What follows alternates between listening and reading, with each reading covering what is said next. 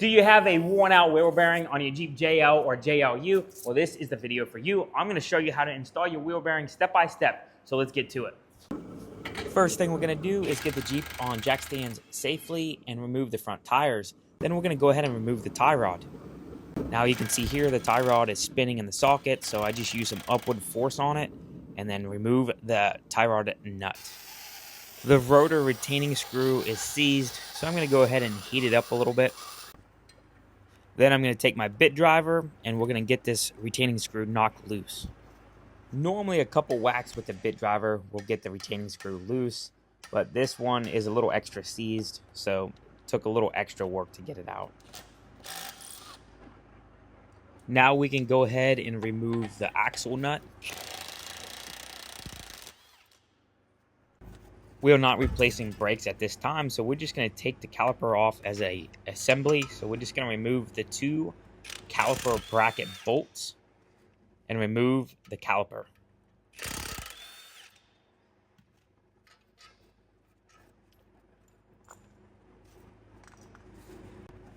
When you remove the caliper, make sure you don't let it hang from the brake hose. That will damage the brake hose. Now the brake hose is pretty short on these Jeep JLs and JLUs, so just do your best to find a place to hang it from so you don't damage your hose. Now normally you can just give the rotor a couple whacks and it will come off there, but this rotor is extra seized on there. If you're keeping the rotors, you just want to hit the top hat of the rotor. You don't want to hit the face of the rotor. If you hit the face of the rotor, you're going to damage the rotor and you're going to have to replace it. Since I'm trying to save the rotor for now, I just got out my puller. I'm going to use the puller to put pressure on the rotor. Then I'm going to go around and hit the top hat of the rotor to try to knock the rotor loose. Also, guys, I'm going to go ahead and link all the parts and tools that I'm using in this video in the description. They're Amazon links. So if you guys are curious about any of the tools or parts that I'm using, that's where they'll be. If you guys are not trying to save the rotors, you can just hit the rotor from the back side with the hammer, and usually that'll help knock that rotor free. But like I said, I'm trying to save this one, so we're trying to do everything we can without messing the rotor up.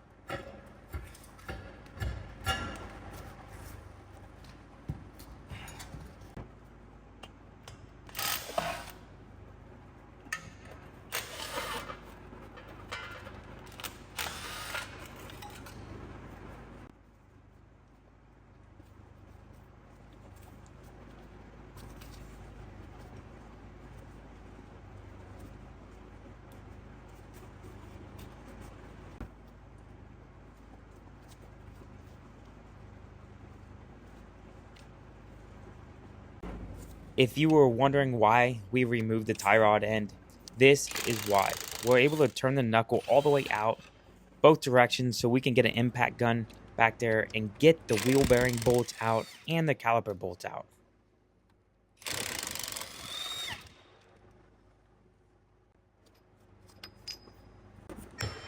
Since we are not trying to save the wheel bearing, we're just going to hit the back side of the wheel bearing in different spots to get the wheel bearing to knock loose so we can remove it.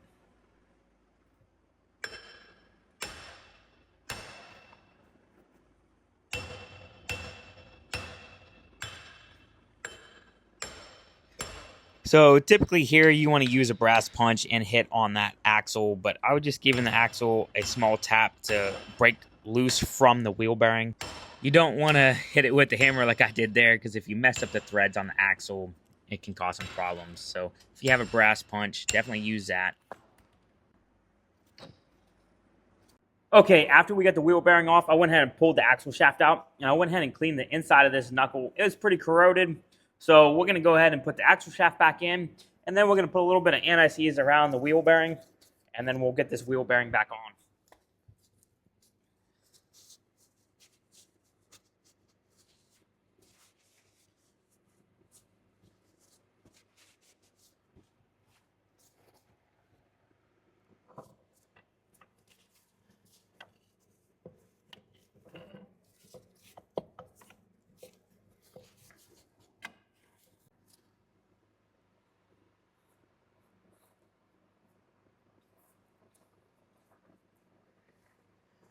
Okay, when we put the wheel bearing back on, we have to make sure we put the wheel bearing back in the same position as it was last time so the wheel speed sensor can hook back into this hub.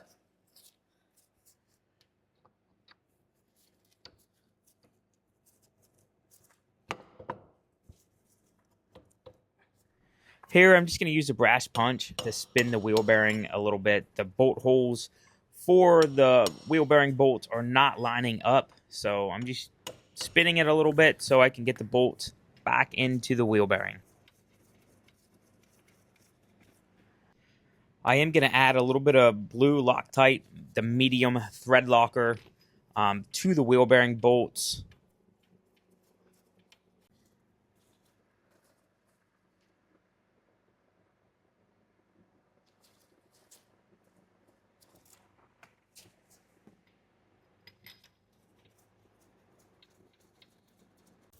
Now I'm going to snug up the wheel bearing bolts with the impact, but I'm not going to tighten them all the way down because I'm going to go back and torque them down to the proper torque.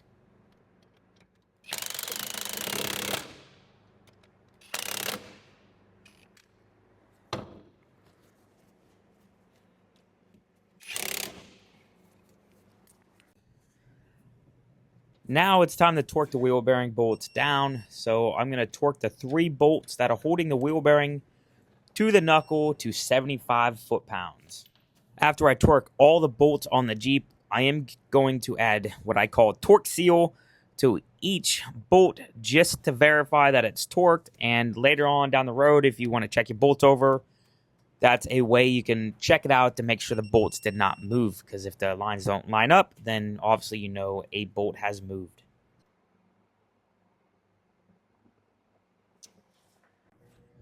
When you reinstall your wheel speed sensor, make sure there's not a bunch of dirt or grime built up on the end of the sensor. If there is, go ahead and wipe that off.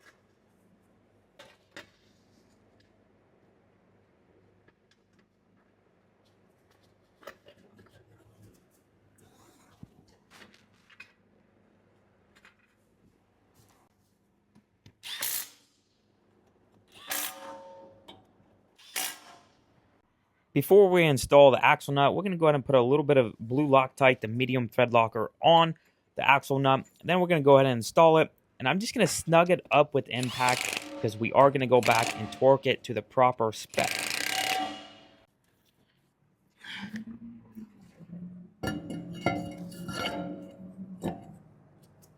So I am going to reinstall the rotor retaining screw. I'm putting a little bit of anti-seize on there, so next time I don't have any issues trying to get that screw back out.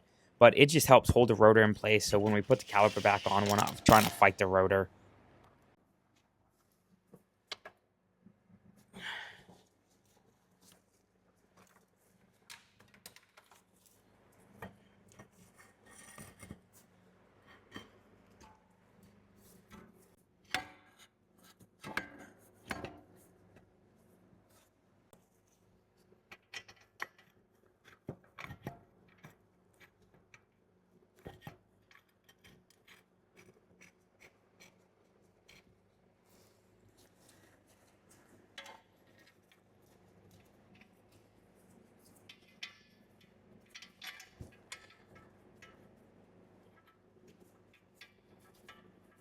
Now with the caliper reinstalled and the bolts started by hand, I'm going to go back with the impact and just snug the bolts up because I'm going to go back and torque those to spec also.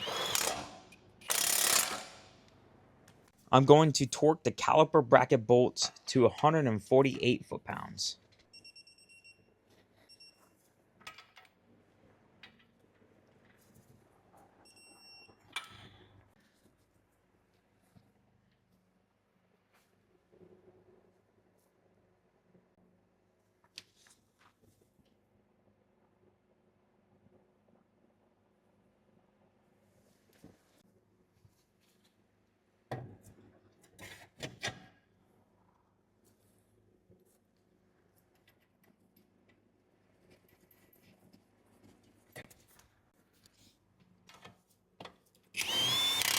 Now that the tie rod end is back on there and the nut snugged up, I'm going to torque it to 47 foot-pounds.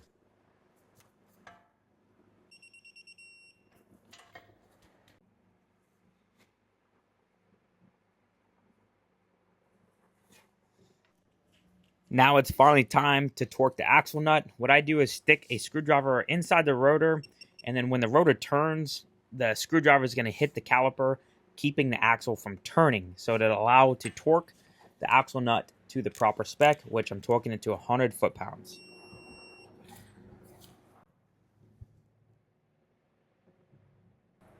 Okay, we are completely done installing the wheel bearing on this Jeep JLU. Remember, this video is for the Jeep Wrangler JLUs and the Jeep JLs. If you guys have any questions, please leave them in the comments and I'll get back to you. Don't forget, when you put your wheels on, torque the wheels to spec, take it out and drive it, bring the vehicle back, and then inspect everything. If you guys have any questions, like I said, leave them in the comments. You guys have a good one.